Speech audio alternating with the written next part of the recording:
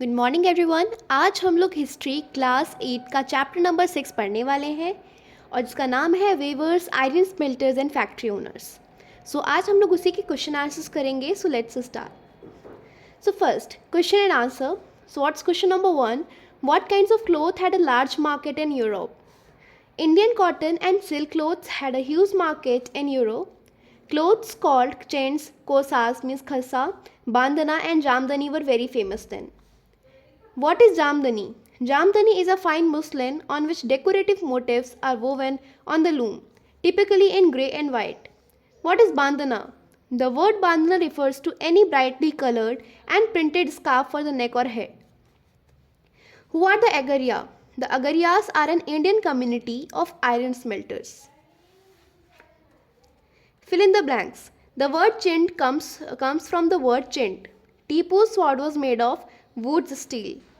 India's textile exports declined in the 19th century. Question number 6. How do the names of different textiles tell us about their histories? First, chintz is derived from the Hindi word chint, a cloth with small and colorful flowery designs. Second, bandana now refers to any brightly colored and printed scarf for the neck or head. Originally, the term derived from the word bandana, Hindi for tying. Question number 7. Why did the wool and silk producers in England protest against the import of Indian textiles in the early 18th century? Answer 7. Indian textiles became very popular in many European countries. This made wool and silk makers in England protest against the import of Indian cotton textiles. At this time, textile industries had just begun to develop in England. The English textile producers found it difficult to compete with the Indian textiles. Hence, they prevented the entry of Indian textiles into England.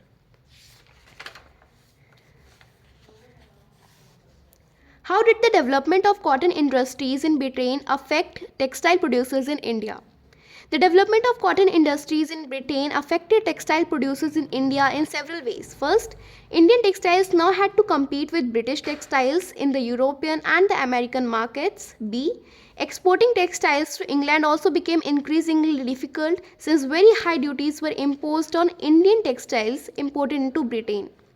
Third, in the beginning of the 19th century, English-made cotton textiles were preferred to Indian goods. Indian textiles lost their market in Africa, America and Europe. Question number 9. Why did the Indian iron smelting industry decline in the 19th century? Answer 9.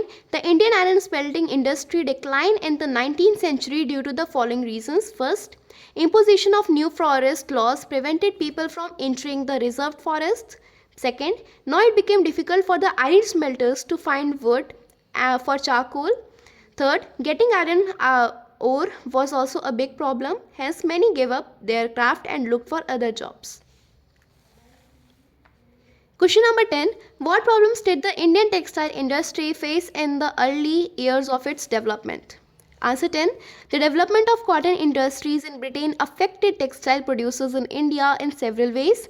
First, thousands of weavers in India were now thrown out of employment. Second, Indian textiles now had to compete with British textiles in the European and the American markets. Third, exporting textiles to England also became increasingly difficult since very high duties were imposed on Indian textiles imported into Britain.